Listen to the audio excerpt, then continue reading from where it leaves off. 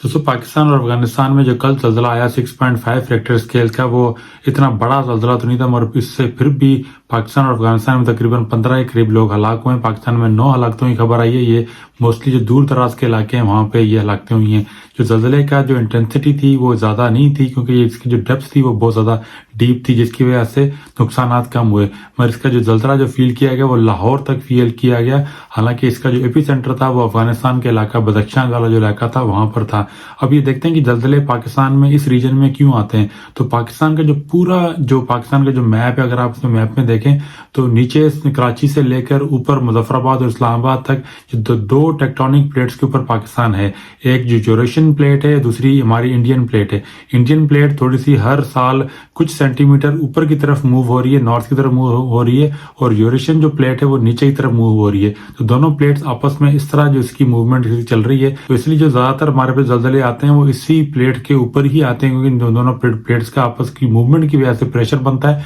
और ये ज़लज़ले आते हैं। और ज्यादातर जो ज़लज़ले हमने देखे हैं जो बलूचिस्तान से लेकर ऊपर जो नॉर्दर्न एरिया तक, वो भी इसी प्लेट के ऊपर है। मुजफ्फराबाद का जो सिटी है जो कि 2005 के ज़लज़ले में बहुत ज्यादा मुतासर हुआ था, ये बिल्कुल उस प्लेट के ऊपर है, जो टेक्टोनिक जो अर्थक्वेक की प्लेट है उसके बिल्कुल ऊपर है, जिसकी वजह से नॉर्थ रीजन में बहुत ज्यादा ज़लज़ले आते हैं। और ये हमारा जो बलूचिस्तान का रीजन है, जिसमें अवरान का ज़लज़ला 2013 में बहुत बड़ा तबाही वाला ज़लज़ला था। अब सवाल यहाँ पे ये बनता है कि जो ज़लज़ले आए हैं क्या ये कुदरती आफत हैं कि नहीं है, या इसको हम नेचुरल डिजास्टर कह सकते हैं कि नहीं कह सकते। तो मेरा जो इसमें मौक़िफ़ ये है कि ज़लज़ला एक नेचुरल फिनोमेना है, मगर इसको डिजास्टर हमारी जो अपने जो अवामिल हैं, जो हमारे इंसानी मुतहर्रिकात हैं, इंसानी अमल या अमल ना करना, वो तबाही का बायस बनता है। कोई ऐसा नेचुरल फिनोमेना जिसकी वजह से कोई प्रॉपर्टी इंसानी और माली और जानी और कोई भी बिजनेस का नुकसान ना हो, ओवरऑल कम्युनिटी का नुकसान ना हो, तो उसको हम नेचुरल फिनोमेना कहते हैं। डिजास्टर हम उसको उसी तौर पे कहेंगे जब हमारी किसी कम्युनिटी में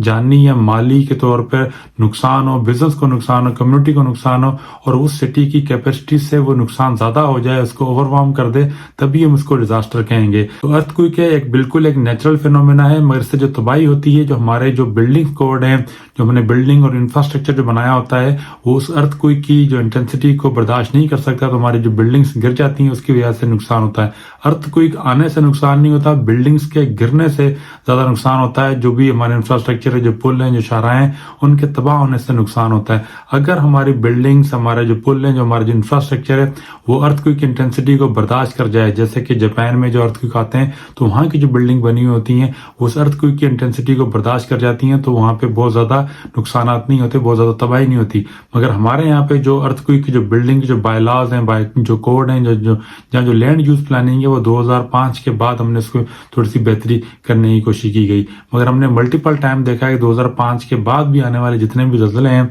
उसमें हमारी इमारतों को बहुत शदीद नुकसान पहुंचता है। अभी भी जो ज़लज़ला आया इसमें जो हाई राइज जो इस्लामाबाद की जो बिल्डिंग्स हैं उसमें दरारें पड़ चुकी हैं, उसमें जो क्रैक आ चुके हैं। तो ये जाहिर करता है कि हमारे पास जो बिल्डिंग बायलॉज हैं वो प्रॉपर पूरी तरह से उन पर अमल नहीं हो रहा है, या हमारे बिल्डिंग बायलॉज में कोई ऐसी कमी रह गई है जो हमारी बिल्डिंग्स जो अर्थक्वेक रेजिस्टेंस नहीं है। हमेशा जो भी इतने बड़े स्केल का जब भी ज़लज़ला आता है न्यूजीलैंड में या दूसरे मुल्कों में, तो हमारे पास जो अर्थक्वेक असेसमेंट की जाती है पूरी बिल्डिंग्स की, जाके बिल्डिंग्स का पता किया जाए कि कौन सी बिल्डिंग अर्थक्वेक को बर्दाश्त कर सकती नहीं कर सकती, उनके जो स्ट्रक्चरल जो स्टेबिलिटी है वो कितनी है। तो वो भी एक CDA ने रिसेंटली उसका इशू किया था कि जितने भी इस्लामाबाद में जो जितनी भी बड़ी बिल्डिंग्स हैं, इंपॉर्टेंट बिल्डिंग्स हैं, उनकी अर्थक्वेक असेसमेंट की जाए। तो वो भी इसकी रिपोर्ट अभी आना बाकी है। कितनी बिल्डिंग्स हमारे पास इस्लामाबाद में, जो अहम हमारा बहुत बड़ा सिटी है, उसमें कितनी बिल्डिंग्स हैं जो कि अर्थक्वेक को बर्दाश्त नहीं कर सकती। तो हमारे बिल्डिंग कोड्स में बहुत ज्यादा खामियां हो सकती हैं। यहाँ जो हमारी बिल्डिंग कोड्स की जो इम्प्लीमेंटेशन है वो हमारे पास बहुत ज्यादा प्रॉब्लम है।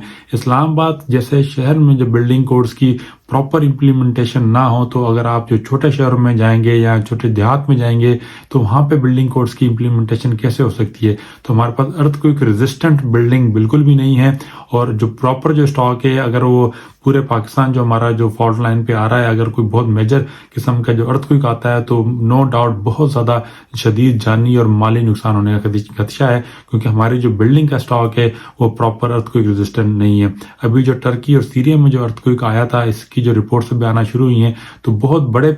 پیمانے پہ جو تقریباً 54,000 کے قریب جو ڈیتھ ہوئی ہیں، اس کا بھی ایک ریزن یہ تھا کہ جو ٹرکی میں جو بلڈنگ جو بائیلاز تھے، جو کانٹریکٹرز تھے یا جو کنسٹرکشن انڈسٹری تھی، وہ جو ارتھ کوئک ریزسٹنٹ جو بلڈنگ بائیلاز جو کوڈ تھے اس کو پراپر طرح فالو نہیں کر رہی تھی۔ ایک ایمنسٹی دی تھی طیب اردگان جو پریزیڈنٹ ہے ترکی کے، انہوں نے سارے بلڈنگز کو ریگولرائز کرایا تھا، حالانکہ وہ ساری بلڈنگ بائیلاز کو فالو نہیں کرتی تھی، انہوں نے تقریباً ریگولرائز بلڈنگ کرائی، تقریباً 50,000 سے زیادہ کے قریب انہوں نے بلڈنگ ریگولرائز کرائی تھی پچھلے چند سالوں میں۔ ایک الیکشن کے بھی ایک یہ فیکٹر تھا، پولیٹیکل فیکٹر بھی تھا، تو اس کی وجہ سے جو وہ بلڈنگ جو کہ ناقص اور غیر معیاری مٹیریل اور جو انہوں نے پراپر بلڈنگ بائیلاز اور جو کوڈ کو فالو نہیں کیا تھا ان کو رہائش کے لیے سرٹیفکیٹ دے دیے گئے تھے، تو یہ بھی ایک بہت بڑا ریزن تھا اتنی زیادہ ہلاکتوں کا۔ آپ نے ٹرکی کے ارتھ کوئک کی ویڈیوز میں آپ نے دیکھا ہوگا کہ ایک ہی شہر میں ایک ہی علاقے میں چند بلڈنگز پوری طرح مکمل طور پہ صحیح سلامت ہیں، مگر انہی کے برابر میں جو دوسری بلڈنگ ہے وہ مکمل طور پہ تباہ ہو چکی ہیں، بہت زیادہ وہاں پہ جانی اور مالی نقصان ہوا ہے۔